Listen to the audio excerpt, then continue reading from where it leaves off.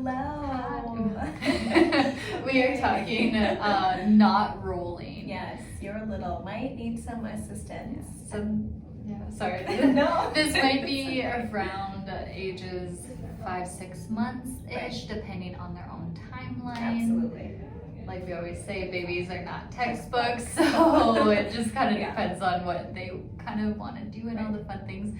But if your babe is wanting to get to that rolling point, here are some techniques that we do in office to help them get that mobility. Yes, and we are going to start by talking about the mobility piece, the adjustment piece, because of course as a chiropractor, that's the basis, the premise behind what we do is to help find those sticky or restricted joints and help restore motion. Fun things. What did we say earlier? Movement is medicine. Yeah, and motion is lotion.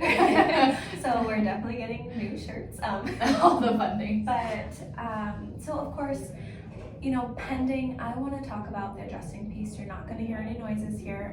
If you don't already know that, babe is still cartilaginous, still fragile. So a lot of the work is what we say body work, which we'll get into, stretching techniques, but is done with the pads of our fingertips, you guys. Sustained pressure, vibratory pressure, almost massage-like at the joint. Exactly.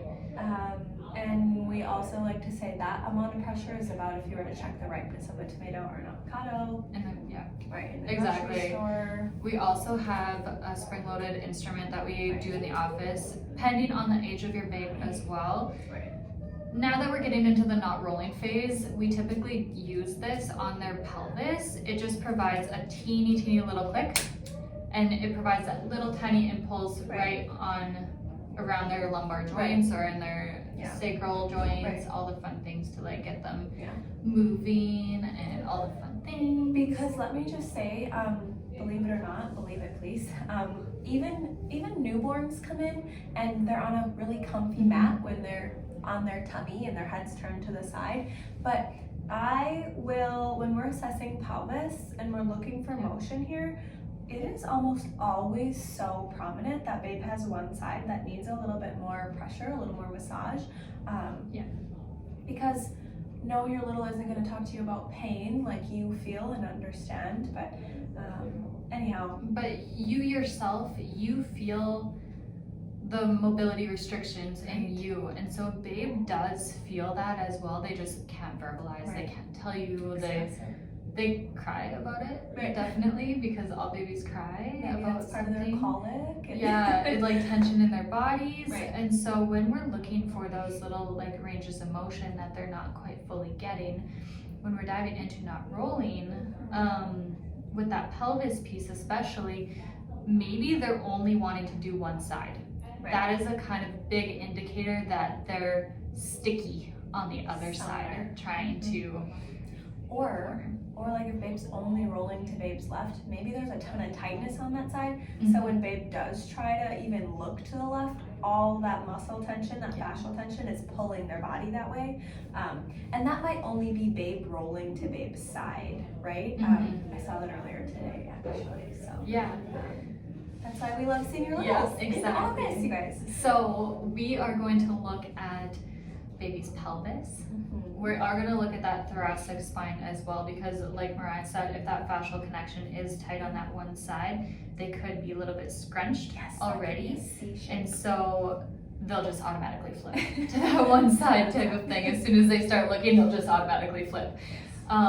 Or if they have tension in their little neck as well, that can kind of pull them towards one side versus the other, not looking, being able to look both ways. Right. I was gonna say, I feel like that can be a really big thing that Dr. Jess just mentioned, babe only or primarily looking one direction, especially if you're noticing a flat spot, you guys, or noticing that babe will not move his or her head the other direction. There's definitely tension there, right? I mean, that alone should be enough. So also focusing on the cervical spine. Again, we're using the pad of our fingertips to help restore motion, help encourage babe to look the other way. That sets off our parasympathetic nervous system, which is rest and digest. And a relaxation response. And can help relax the whole body. So And so diving into techniques that you guys can do at home is, we typically start with just overall body tension. And so there's a couple ways you can do this for a full body side stretch. So if babe's in football hold, I like to grab their whole entire bottom of their pelvis and just basically jiggle and just let their body fully relax on that side. And so this is one really great way that you can get decreased tension in their neck, decreased tension in their intercostals in their side, decreased tension in their pelvis kind of coming up. I would emphasize doing this on both ways as well. So again, in that football hold, and then just jiggle their whole pelvis up into that C curve. Another alternative is also, depending on the size of your babe, right? So this could even be a newborn that you're noticing is kind of tight on one side, crunched up. But I like babe's arm that's closest to your body to wrap around my side. And then I'm going to do the same thing. I always use a little bit of vibration, a little bit of wiggle to help stretch, but you are going to stretch through that whole side body. You sitting here watching this might feel tension almost at your rib cage in your side, and that's exactly what we're helping babe with here. And that crazy how well this works. Yeah, and as you know, like rocking babe comes and down, you know that because you're a mom.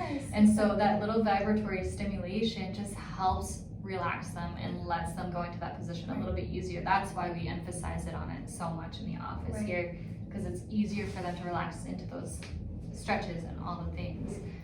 I will just say, because I think that this is maybe easier. It's what I most often do in office, but if babe is again on our cozy mat, this is the same stretch, you guys. Dr. Jess said the word intercostals earlier. Those are actually the muscles that are in between our ribs in our rib cage. So yes, all of that can be tight, but again, babe's cozy on tummy time, and I might even do some intercostal padding, right? Padding, shaking, the vibratory thing. It's all generally relaxing to babe, and then I'll give a good little rub. So normally what I'm doing if babe's on tummy is I'm anchoring the pelvis, I'm padding and rubbing, and then you can almost stretch. Lengthen. Yes, lengthen through. And that very same thing, that stretch and lengthening can be done while babe is lying face up as well. But exactly. Yeah. Another thing that we really want to emphasize is doing a cross crawl pattern. So with rolling, babes have to have the ability, so right brain controls left side of body, left brain controls right side of body. So if babe does not have that connection to like cross over, then that could be limiting their rolling response as well. And so I'll show you guys this way, but ideally babe would be lying on their back. And so we're gonna start with the arms. So we're gonna do a big stretch with babe's arm. And you can't help but going big stretch, just like whenever anybody's relaxing into anything. So arm up, vibratory pressure, and then all the way across their little bodies. And make sure that you're giving a little bit of a push so that their shoulder comes up off the floor or off the bed or anything like that. And then just doing it like 3 times on both sides, 3 to 5 times.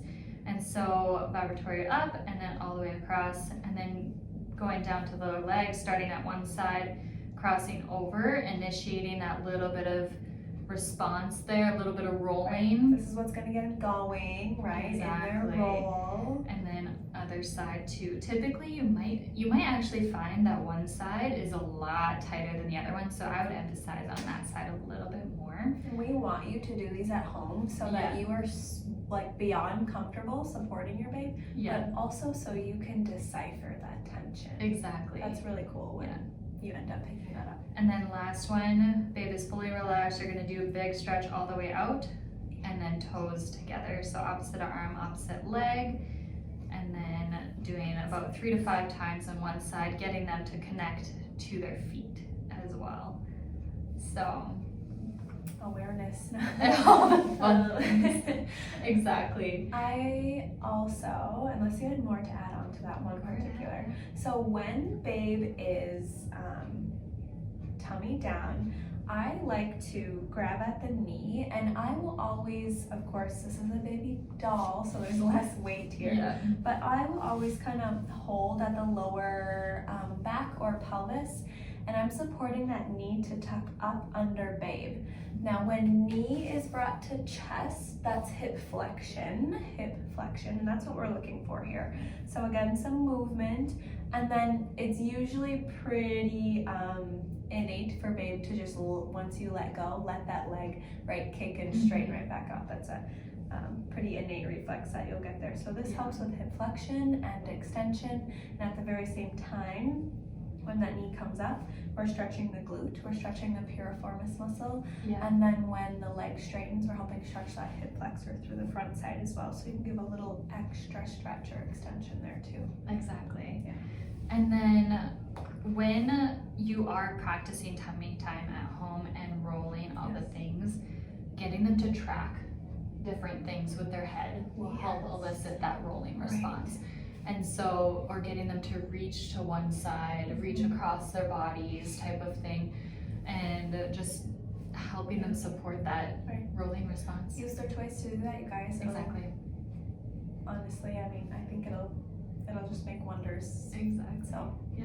So if you have any questions, just let us know.